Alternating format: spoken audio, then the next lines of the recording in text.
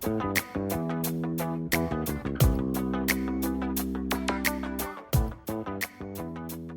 special thank you to the Archie Bray Foundation for sponsoring this episode of Tales of the Red Clay Rambler. The Bray Clay business is your best source for Braypoxy, a two-part moldable epoxy intended for post-firing repairs. Working like clay, it's easy to shape, texture, fill gaps, and recreate missing parts. Braypoxy is sold in tan, white, and black base colors, and we also have a 9-color kit that will allow you to perfectly disguise your repair. To place your order, call us at 406-442-2521 or order online anytime at archiebrayclay.com.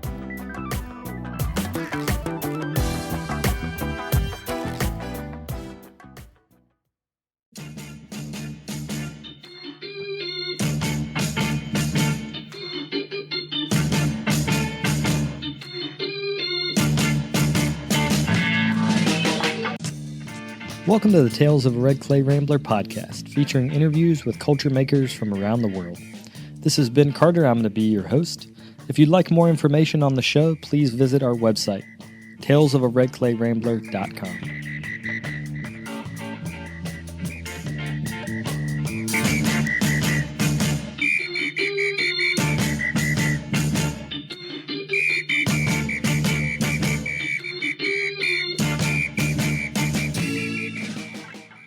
Welcome back to episode 501 of the podcast. Thank you all for tuning in.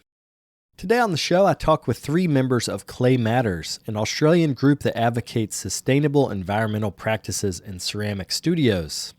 Jane Sawyer, Claire Ellis, and Amelia Black talk about reusing ceramic waste and building awareness of where ceramic materials are sourced. Clay Matters will have an exhibition this week at the Linden Projects Space in St. Kilda. The opening is February the 23rd from 6 to 8, so if you're in the greater Melbourne area, make sure to check that out. You can find out more about that at claymatters.com.au. You can also follow them on Instagram at claymatters_community. Before we get to this episode, I wanted to make a few announcements, the first of which is that the Florida Clay Conference is happening this week, February the 22nd through the 24th in St. Pete, Florida. I'm excited to be going down and joining Dita Mert, Kyungmin Park, and Justin Rawshank for 3 days of lectures, demonstrations, and an exhibition at the Morian Center for Clay. If you'd like to register for that, there are some spaces still available, including a student discount. So if you're an active college student or a graduate student, we would love to have you come to the conference. You can find out more by searching Morian Center for Clay. Also wanted to mention that NCECA is right around the corner.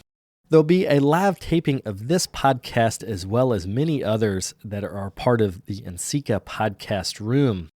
If you'd like to be a part of the live taping of this show, that's going to happen on Thursday at 2:30.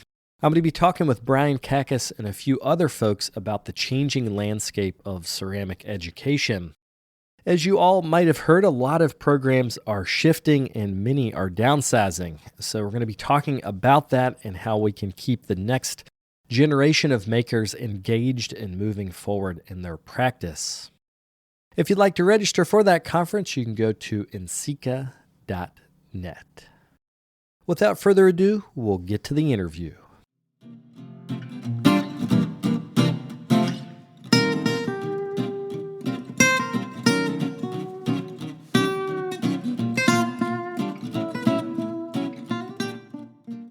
We're going to start by having you all introduce yourselves so that people can get the name with your voice. My name is Amelia Black. I am an American ceramic artist living and working in Naarm/Melbourne, Australia. I came to Australia in 2020 and have sort of been going through the process of re-examining my practice as a potter, and through that, looking at materials. And so currently what I say is that I have a material-based research project that is clay-based, sort of looking at our materials, where they come from and how we select them. Hi, my name is Claire Ellis. I'm a ceramic artist and designer, also based in Melbourne. And yeah, my work is influenced by my former career as a chef. I changed careers only about 3 years ago, but kind of started doing ceramics while I was still cooking. And yeah, my work's informed by a focus on existing resources and deep experimentation, which was a nice sort of way of carrying my cooking experience through to my work. And yeah, I'm passionate about climate justice and trying to create opportunities for catharsis and political change in my work now. Hello, my name's Jane Sawyer. I'm based in Naarm, Melbourne, Australia, and I am a ceramic artist for all of my career, which is probably about 30 years or more now. And I have a very material and process-based practice, which when I first started was really on the nose. And so only recently I've been able to return to that language of material and process, which started with me with fluidity and growing up on the Murray River, on a farm on the Murray River, with Murray River frontage. And therefore fluidity was a big part of my attraction to clay. But then we had a 13-year drought where you could literally walk across the Murray River. And that river is the largest river in Australia, and responsible for the water, all the water downstream. So that actually started my real interest in water politics, which also was very much to do with my gravitation towards clay matters as a group, as a collective, and informs my work continually now as well. I'm also an educator, and I run a school called Slow Clay Centre in Melbourne. And so a lot of my practice is about educating others as well and trying to open conversations for others as well.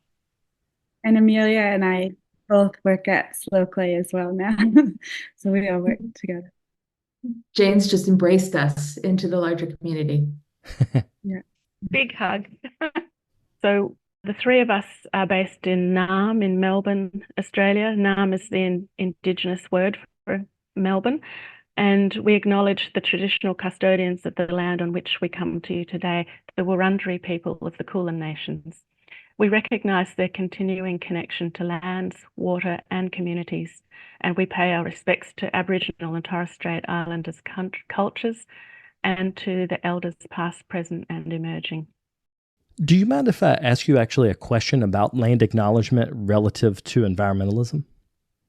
Yeah, as the Clay Matters people, we are very much aware of First Nations custodianship. And so we're always trying to recognise that and acknowledge that we're all still learning in this field, and we're not quite sure in regards to mining of materials, land regeneration, particularly because clay is such a destructive mining process. So we're always looking at how we can learn and improve those, both the relationships and also the practices. Something that I think is important too is we mentioned in the Potter's Pledge, which Jane might explain more about later, that was the first action that the group did together, and it acknowledges that sustainability or environmental sustainability isn't a new way of thinking. We're not reinventing the wheel, and yeah, just acknowledging we have a lot to learn from traditional custodians. It doesn't all need to be figured out by us if we actually just try to learn more. Absolutely. I would just add too that it's an active conversation in Australia, and that's, I think, really exciting.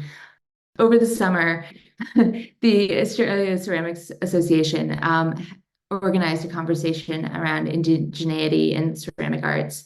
And I think something that was really powerful for me was the conversation around working with land that has other custodians and the long ties and historical relationship with the country that exists in Australia that's pretty unique to Australia. And one of the asks coming out of that conversation was simply that we as ceramicists call our suppliers and ask whose country they're getting the materials from.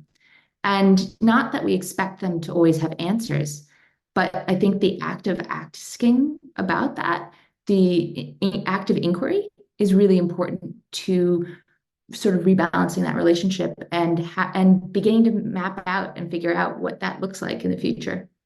I wonder if you're able, Jane, to quickly explain to, we might say country, or actually, Ben, I'm sure you understand this yourself too, but yeah, I'm not sure if I'm the best to articulate it, but yeah, when we say country, we don't mean like nations. Yeah, we mean indigenous.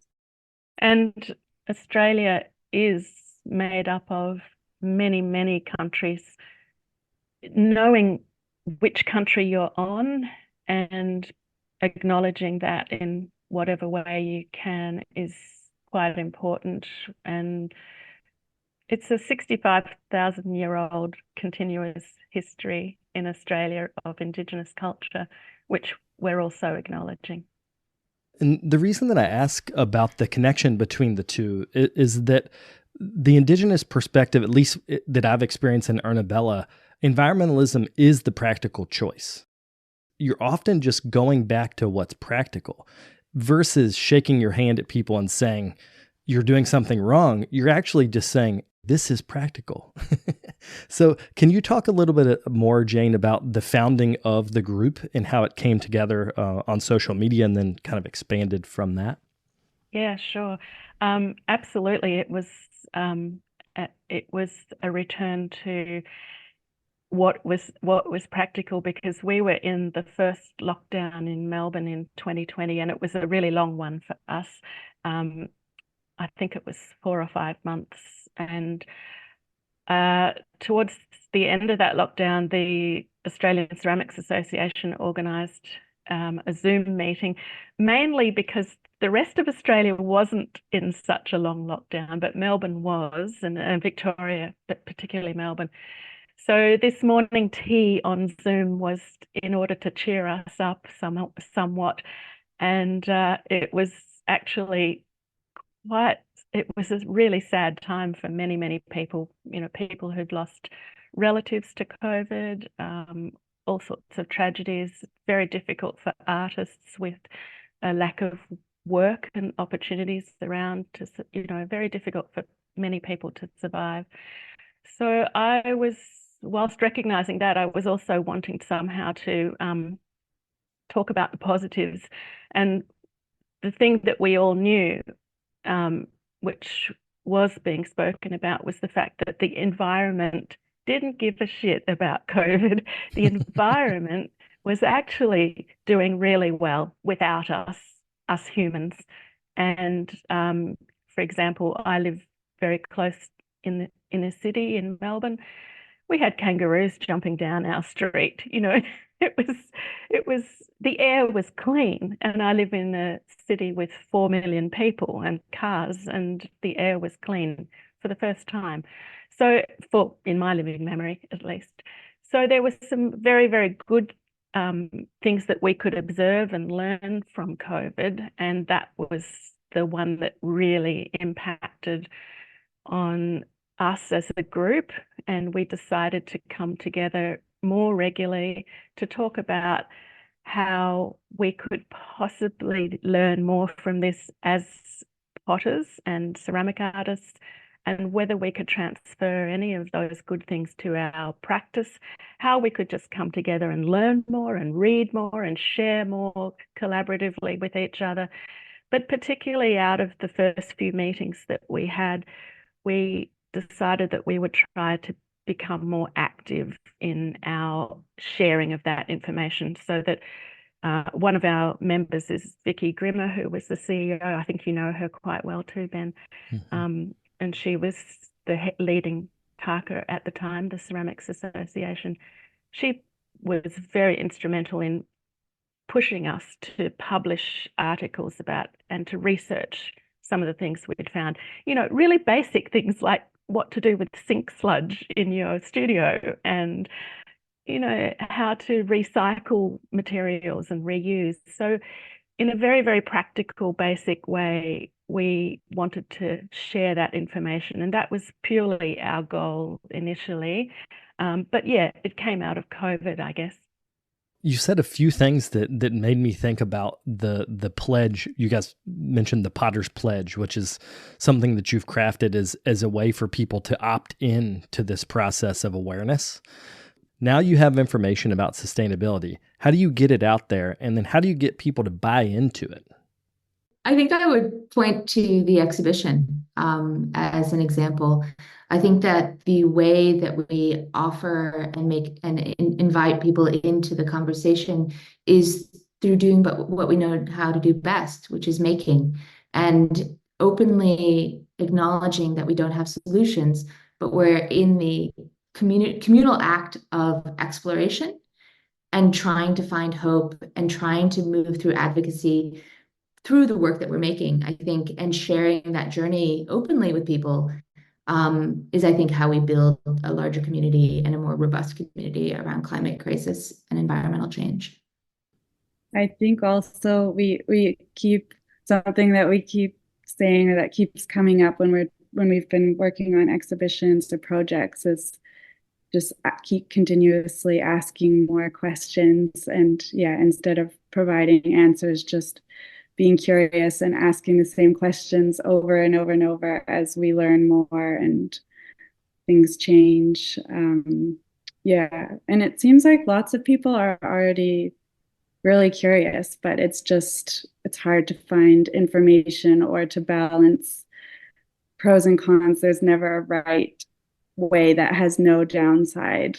So they're always curly questions, but I think people are already curious, which is exciting. And I guess what we're trying to do, it seems like, just create more conversations, have more discussions, ask more questions, make people curious, and do research as well and share that to help people make their own choices rather than us telling people what we think is right. Yeah.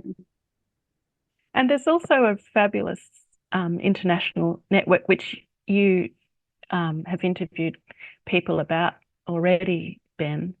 So we feel very connected as well through that. And we learn just as much from them as from each other and our own research in Australia as well. So it's great to be part of an international movement, essentially.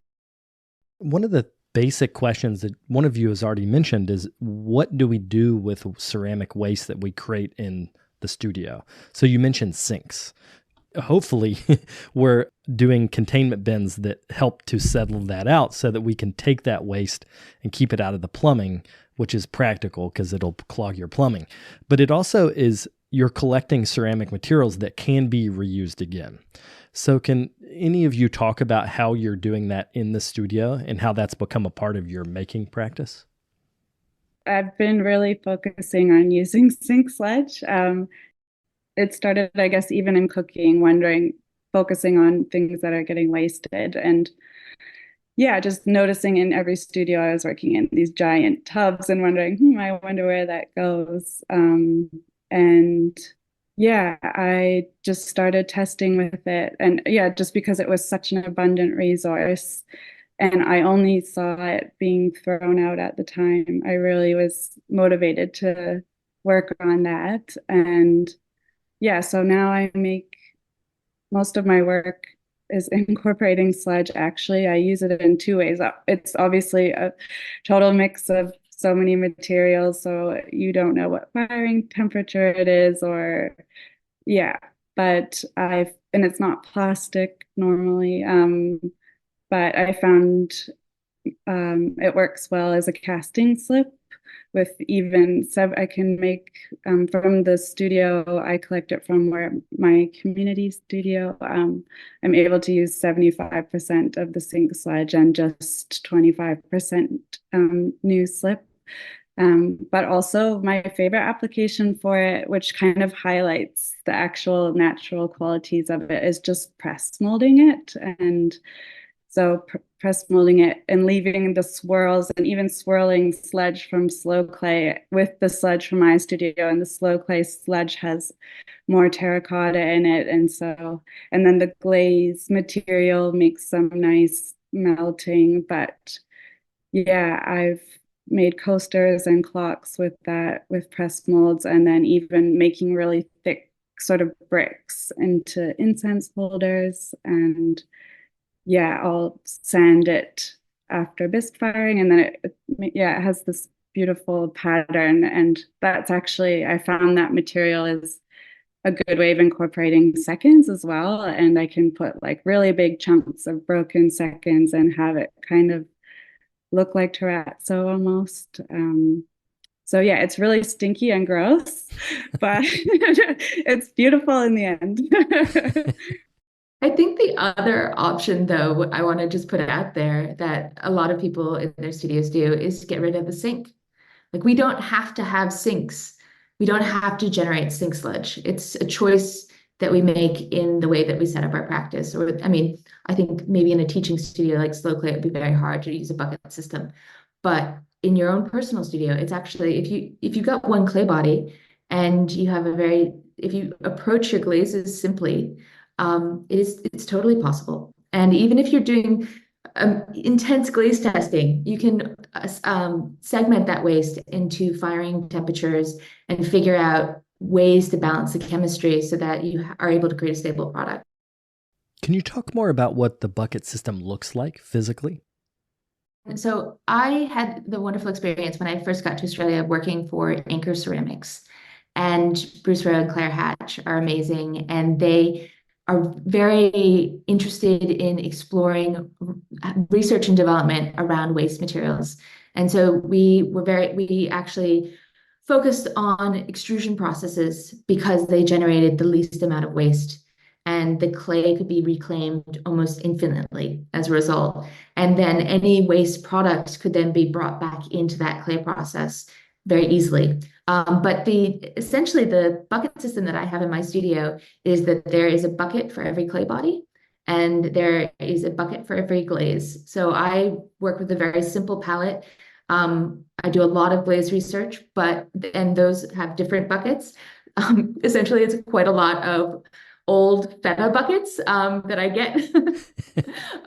But it's a way that I know exactly what's in it. I can control it, and you work at the scale at which you're making. And I think that's just like a really important thing to think about when you're setting up your studio. It's like, how much are you making, and how do you set up the systems and processes and tools that fit the scale of that? Because I think a lot of people get stuck in reclaim world because they make all this pile of reclaim and then their studio's not really set up to process that. So anyways, I hope that answers your question. Well, it makes me think about the scale of slow clay, for instance. Like, so many students are coming through. Like, just one session of your class is as much as some other studios' like whole year. So can you talk about how you kind of upscale this sustainability with the way you've set up slow clay? Well, it is sometimes quite overwhelming, but we do have a system of, like almost every studio I know, we reclaim our waste clay. So we have plaster bats. We wedge at the end of the class. We ask students to re-wedge their waste clay, and put it back in the bins to be reused by the next people. And we, as Claire mentioned, we do try to recycle our sink sludge. Claire's our main recipient of the sink sludge, but that can be overwhelming for Claire because she doesn't need as much as we can produce. But we do, it's really interesting because we have had various advice over the years. And the first one was to calcine it, or to fire it up to just 700 degrees before chucking it in the landfill bin.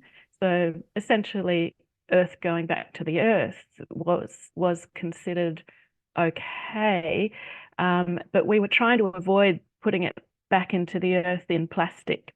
So by calcining it in bisque trays and then putting it into the landfill waste, we could get around the plastic waste.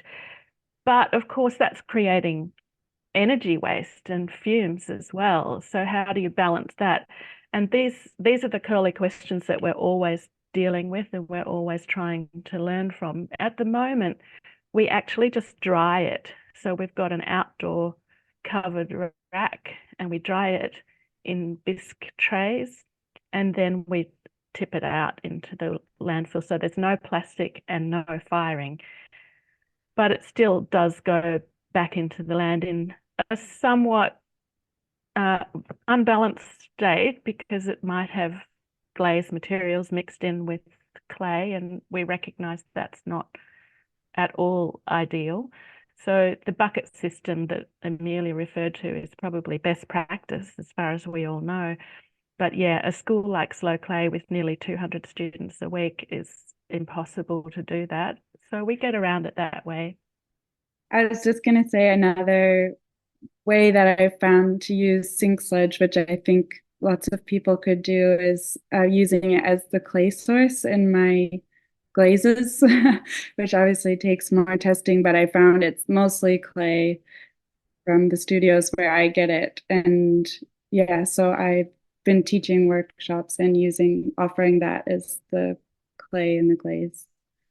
Yeah, and I was just thinking about, Jane, how you're really trusting the city also. So when they tell you, yes, you can give us this material, we'll put it into the landfill, you're trusting that they're actually going to do that and not just put it in plastic bags themselves and throw that into the landfill. And in the U.S., at least, it is such a wide range of what our waste is treated. So like where I live, we recycle and the town itself divides recycling. But some places, they don't divide recycling at all, so they're sure as hell not going to take care of the clay waste separate than the other waste. They're just going to put it all in a bag or in the back of a truck and dump it right in the landfill. So I think some of this is asking the town, like, I mean, they're not always going to give you the best answer, but I think it's all right to ask your local municipality, what will you do if we dispose of waste in this way? And then see what they say. Yeah. We do have separate waste. So we have recycling bins and landfill bins and glass bins. So we have basically 3 different, and compost bins as well for residences. So we do have somewhat, we do have to trust somewhat that will happen. But yeah, I guess it's a really good question to ask them. I agree. Ben, I think that that's a really good point to that conversation with a municipality and understanding that the end life, the life cycle of the materials that we're working with. I think that something that I sort of started to unpack was looking at SDS sheets and looking at the recommended disposal of the materials, and then trying to call your local council or municipality and having that conversation. And I think that what that shunts you into is a really gray area where what you have in some areas could be considered hazardous waste. Some of the materials that we work through with are incredibly hazardous to the water table. So we have to be aware of that, but we're not triggering the traditional triggers of what we think of as hazardous waste. In the United States, that's, really around lead and cadmium. That's not what we're working with. But it's that sort of gray area of, it's a large quantity of very specific materials, and how we ask questions about that is so important. And I can tell you that I have asked those questions and there haven't been answers. And I guess that's okay. But it really is an opportunity. There's so many ceramic schools around the world, like Slow Clay, that are trying to do the best that they can. And there isn't a lot of support on a municipal level in terms of that, completing the life cycle of our materials. We'll be right back after a quick word from our sponsors. Today's episode is brought to you by the Rosenfield Collection of Functional Ceramic Art. The collection exists as an online resource for research and inspiration, featuring photos of over 4,000 objects made by over 1,000 artists. The images are high quality and can be used with no permission required, making them a great resource for students and teachers. To find out more, visit rosenfieldcollection.com.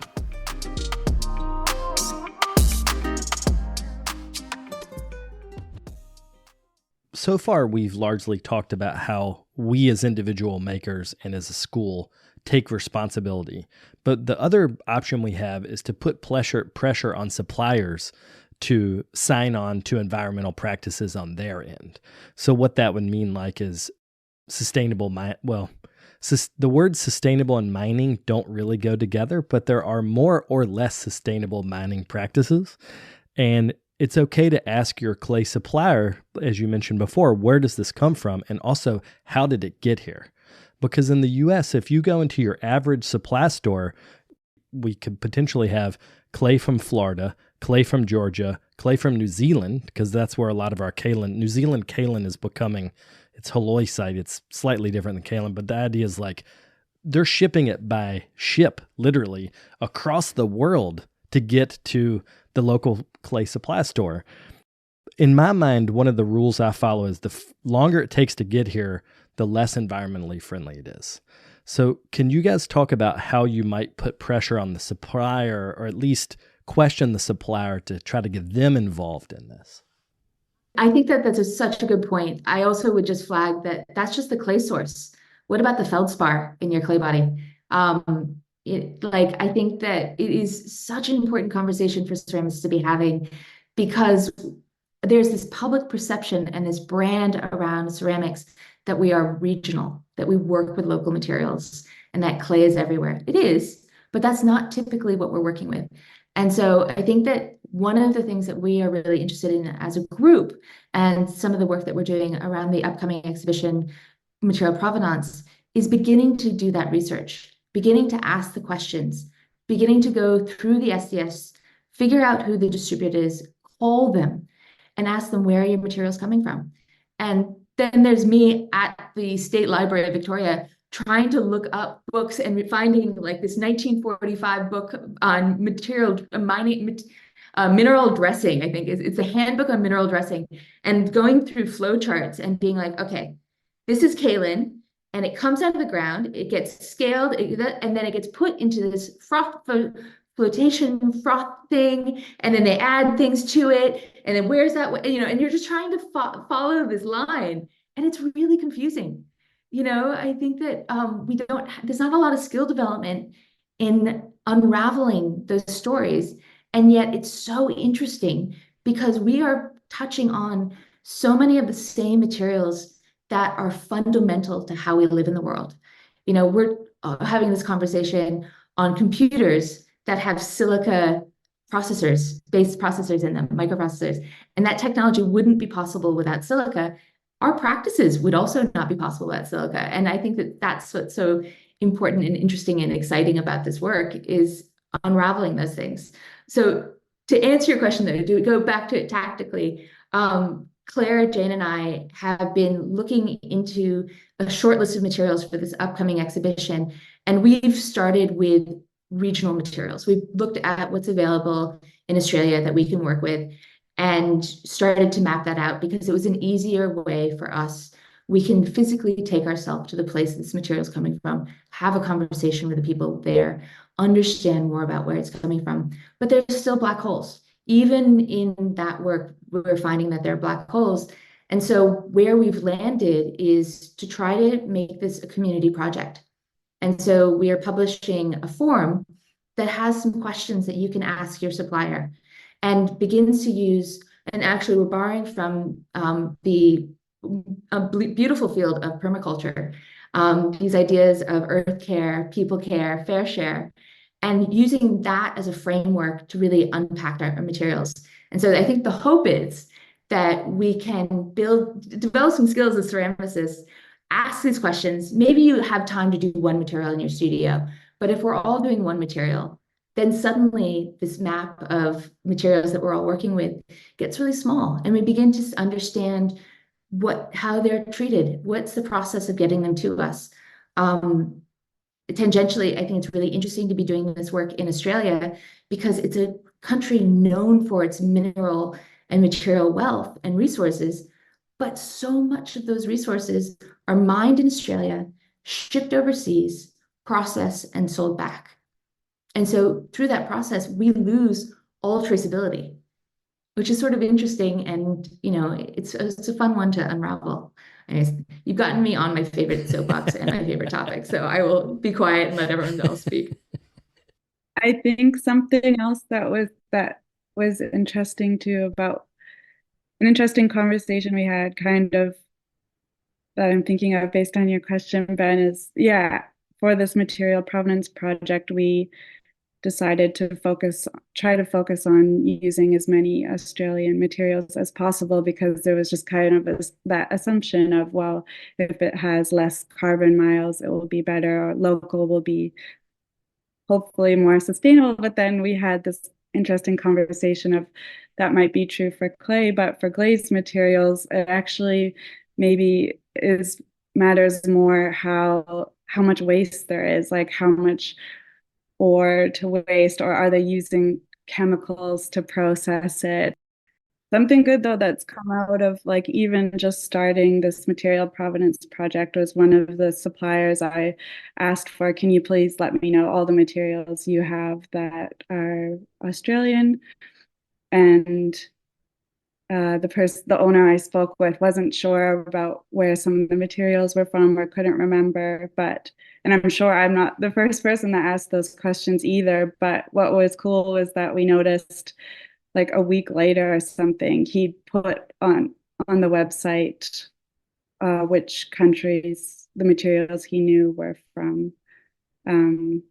But yeah, lots of them he doesn't know. So that's interesting too, where there's a middleman and the middleman isn't disclosing that, and they're potentially mixing materials from different sources and potentially hiding, even maybe on purpose, where things are from that have a bad reputation. I mean, I think that it's really interesting when you start to do that audit in your own studio and you begin to look at how many of your materials are being imported. It's a little different in the United States, but in Australia, I did an audit at Anchor Ceramics and found that 96% of the materials were being imported back in after being processed. It's a huge percentage. And it's like this black hole that we can't really look into. And so I think it's really exciting. I mean, Claire, you mentioned materials that we might be consciously obscured, and I think we have to mention cobalt. Like we have to talk about that as a group, right? Like everyone loves blue, but like I think the fact that it's consciously being obscured and is allowing some pretty harmful practices to happen, there's got to be a way through that. And I think, yeah. So anyways, I was just going to throw that out there. Can you explain that more for people that don't know about cobalt sourcing and labor? Yeah, Claire, actually, I'm going to give that one to you because I think you are more closely aligned with cobalt and that research.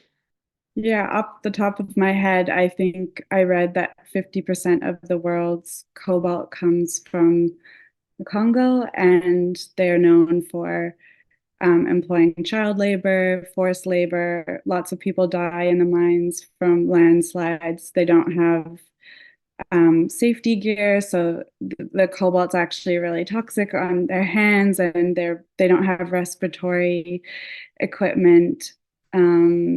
So it's just known for being really,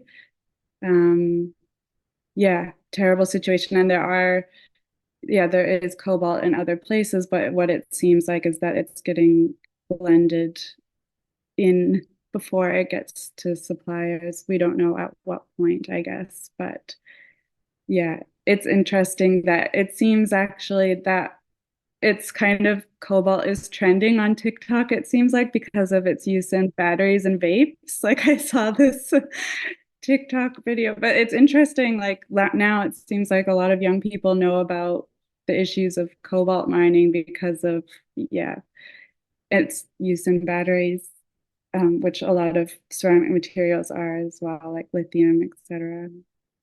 Well, I wanted to shift gears just slightly and talk about the attraction or aesthetic that is linked with environmental practice. So, for instance, in the 70s, if you look up like environmental practice in the 1970s in the US, all the art looks the same. Like there was an aesthetic of the first Earth Day movement. It was basically the hippies, the second generation of hippies. That was the aesthetic. So the art looks like that. Now, we're in 2024. The aesthetics, there is no singular green aesthetic in the same way that there was at the very beginning of the Earth Day movement. It's just one branch of sustainable politics. But what I'm interested in is how you guys sell this idea to the user. Do you think that it's aesthetics, that they need an aesthetic they can relate to? So for instance, Claire, your work is very modernist design. So there's not exactly a link to environmentalism in that, but you as the maker can market that. Like you can market that sleek aesthetics and environmentalism are one and the same, and therefore teach them and get them to buy them. But I guess I'm leading you in the question here.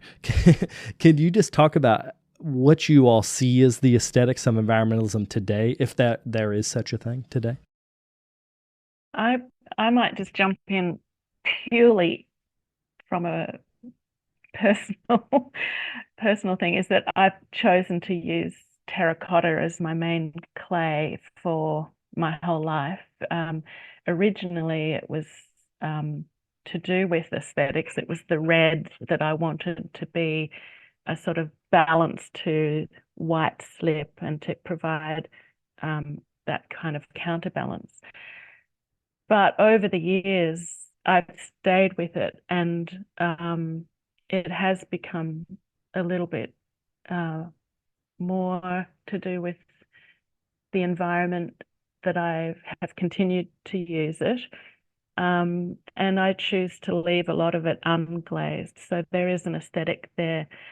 But look, to be honest, I don't actively market that when I'm selling things. I sort of feel that should be, I don't know, I just don't use it as a marketing tool. Maybe marketing's just a bit on the nose to me anyway, so I kind of don't market my own work effectively at all. But that's just one aspect of my own aesthetics that has been driven by the clay itself.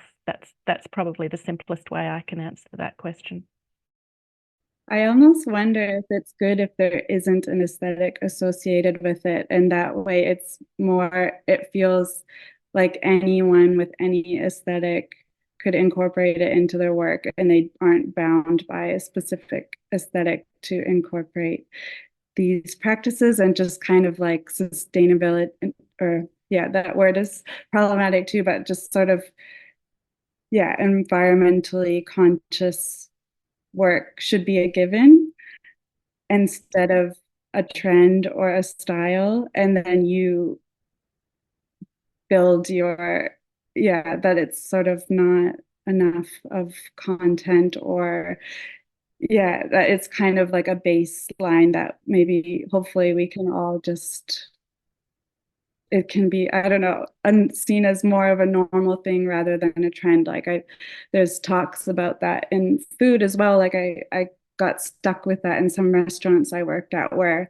I suggested using like food waste in the dishes at one time, and it was like, oh, we're not this restaurant. That's their brand is sustainable food. But it's like, it needs to not be like that. It needs to not be seen as a trend or like an identity. It just needs to be something, I think, that everyone is conscious of or tries to be responsible about. Yeah, I have a very different take, and I think that's okay. But like Claire, I think that like it's almost like we need more aesthetics, because I think with ceramics existing on social media, people see images, especially when you're learning, you want to try to replicate, you want to sort of see something that exists in another country and do it in your studio. And so you order those materials online, and you don't really think about, and you feel sort of hemmed into your aesthetics in terms of, it's very hard to look at the sustainability when you're trying to mimic something that exists in another place. And Claire and I were involved with a project through a collective effort called Alternative Ceramic Supplies, where we had this exhibition called Bulk Buy last October, and we made all of these ceramic materials from waste products, and did glaze testing. And I think that, I mean, it's urban waste products, like concrete and stone offcuts and oyster shells from restaurants, etc. And I think what was interesting is that people weren't sure how to deal with the aesthetic of those glazes that came out of it.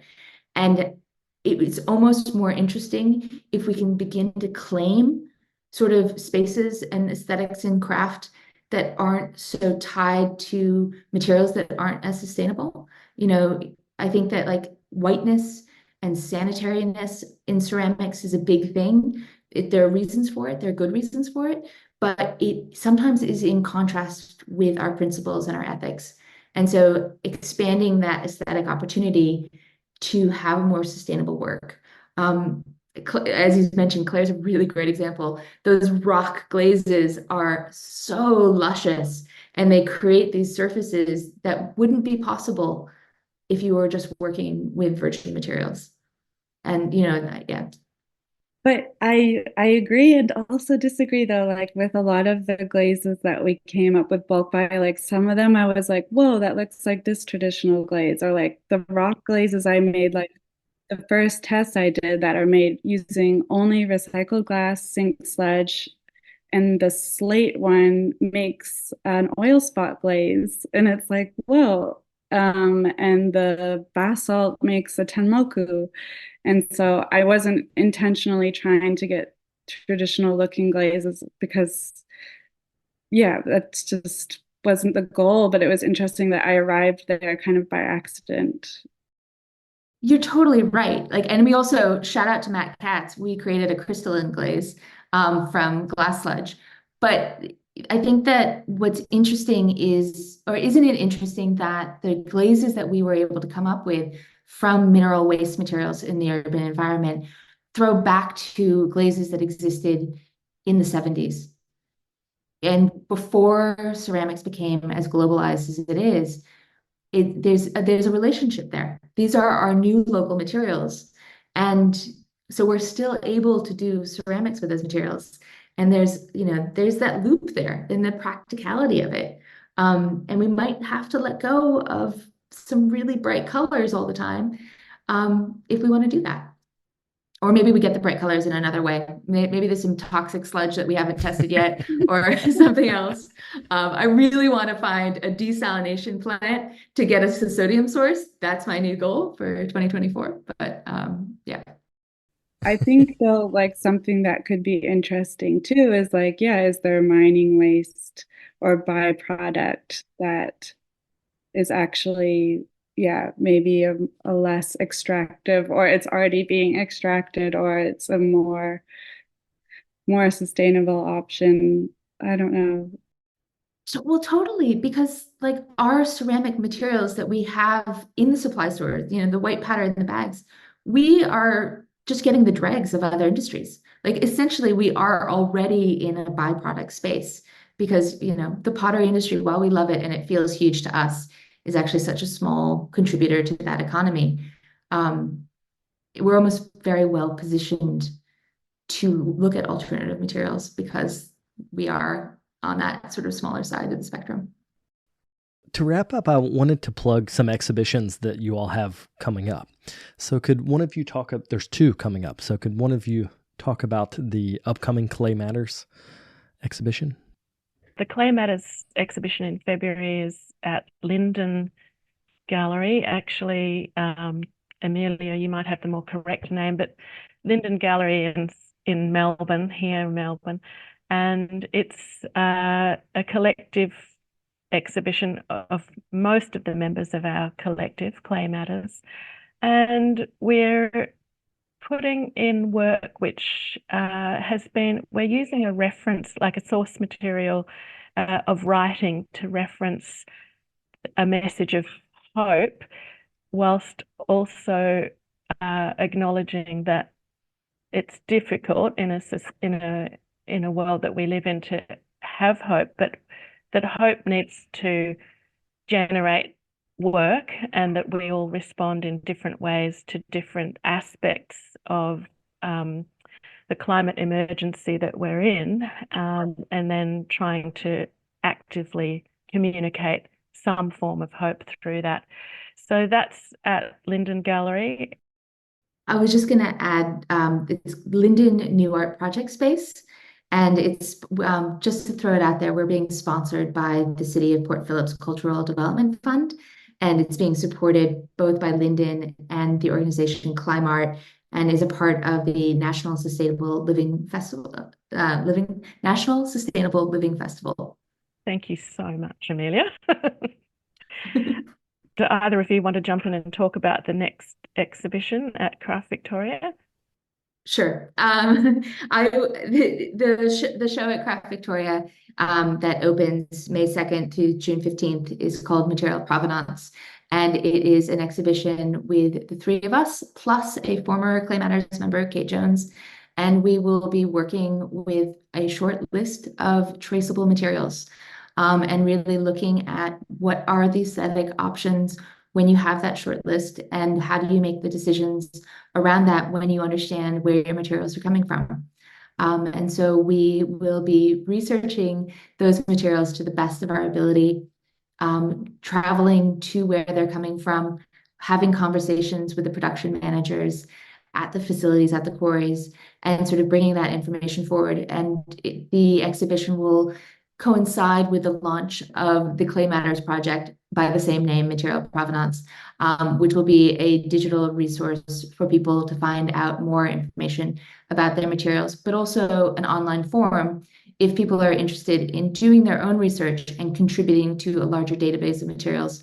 We're really interested in having conversations with suppliers, with distributors, with everyone who touches the materials that we work with through the whole life cycle. So I think, Ben, to your point, it would be great to also include the municipalities and the people who are taking our waste and are thinking about that side of it, the health and safety side of it, the ceramic suppliers who are dealing with market demand. I think there's so many people that this touches, the labor, the environmental impact. I'm really excited for this to live out there. And, all of this is a work in progress. None of us are web designers. We're just really passionate.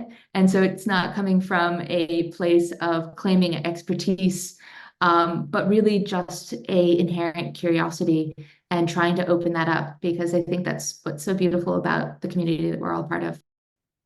And also to note that there will be an international database as well. So we really want to welcome people from all around the world to contribute to that. It's not just about Australian materials. To build on that, Jane, so many of our Australian materials are coming through distributors in California. So I think it's amazing how much overlap there is right now. And I think that's sort of beautiful and challenging and interesting, and to quote Claire, curly. But yeah, as soon as we start to pull these threads apart and do this research, I think we all learn and we all benefit a ton. We should call it the Curly Project.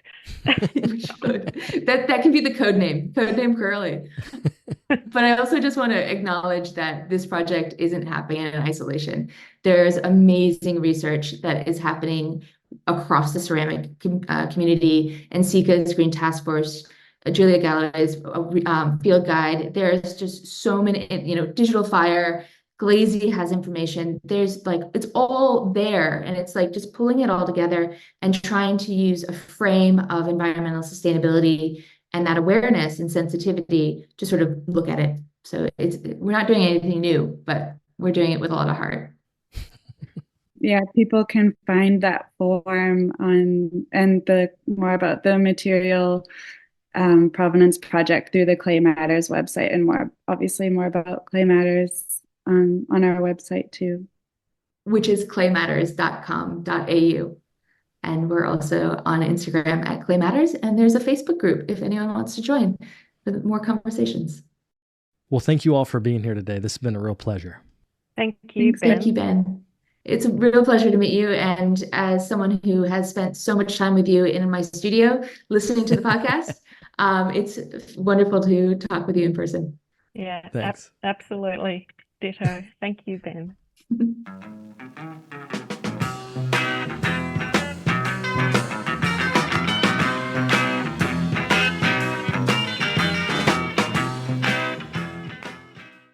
I'd like to thank Jane, Claire, and Amelia for coming on the show.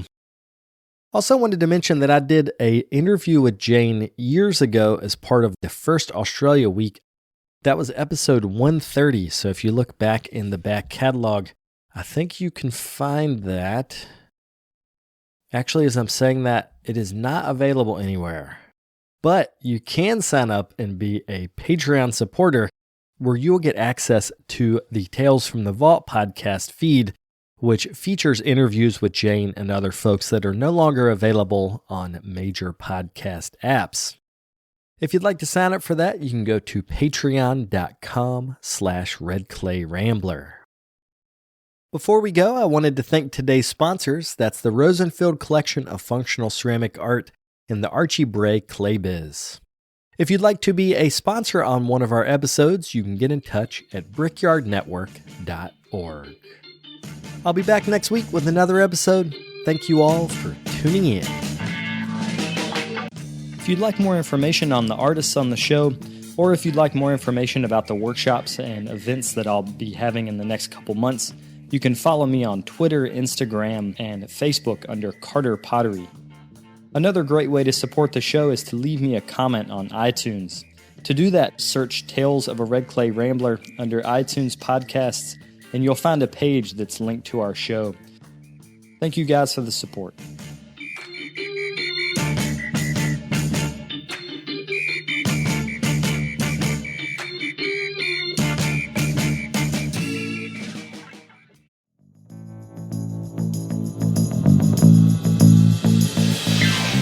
This podcast is a production of the Brickyard Network, an extension of the Archie Bray Foundation for the Ceramic Arts.